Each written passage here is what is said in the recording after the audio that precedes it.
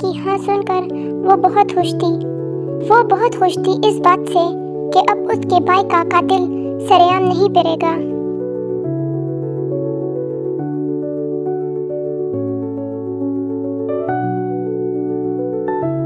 आखिर कौन है वो लड़का जो एक दिन में नमूदार हो गया और तुमसे शादी करने के लिए भी तैयार है? बस मैं भी आज ही उस लड़के से मिली हूँ।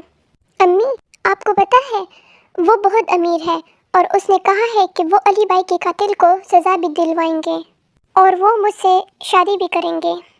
और तुमने उसकी बातों पर यकीन भी कर लिया। अगर वो कल ना आया तो फिर?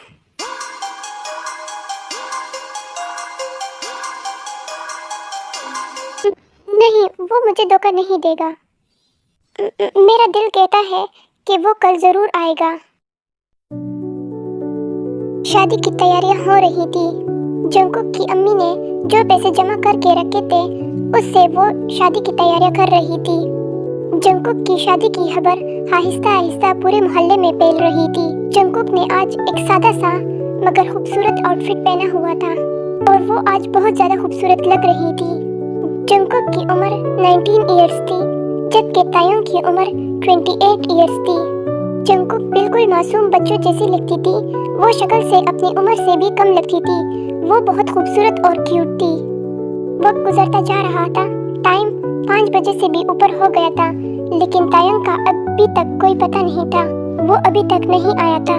जंगकुक के निकाह की खबर भी उसी लड़के तक पहुंच चुकी थी जो उसे तंग करता था।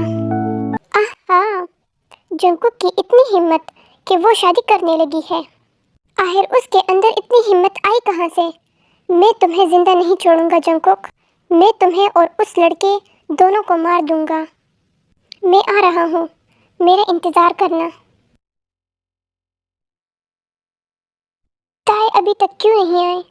7 बज गए हैं। कहीं वो किसी मुश्किल में तो नहीं? कुकी बेटा, अब तक वो लड़का क्यों नहीं आया? अब तक तो तुम्हारी शादी की खबर भी सालार को पहुंच चुकी होगी। सालार वो लड़का है जो कुकी को तंग करता था। अगर वो यहाँ आ गया फिर? ये बात सुनते ही जैसे उसके पांव तले ज़मीन निकल गई हो। तुम उस लड़के को जल्दी से कॉल करो और उससे पूछो कि वो अभी तक आया क्यों नहीं। मेरे पास उसका नंबर नहीं है। तुम्हारे पास उस लड़के का नंबर नहीं है? क्या करती हो कुकी बेटा? उसका नंबर तो ले लेती। अब क्या होगा अगर वो ना आया तो फिर?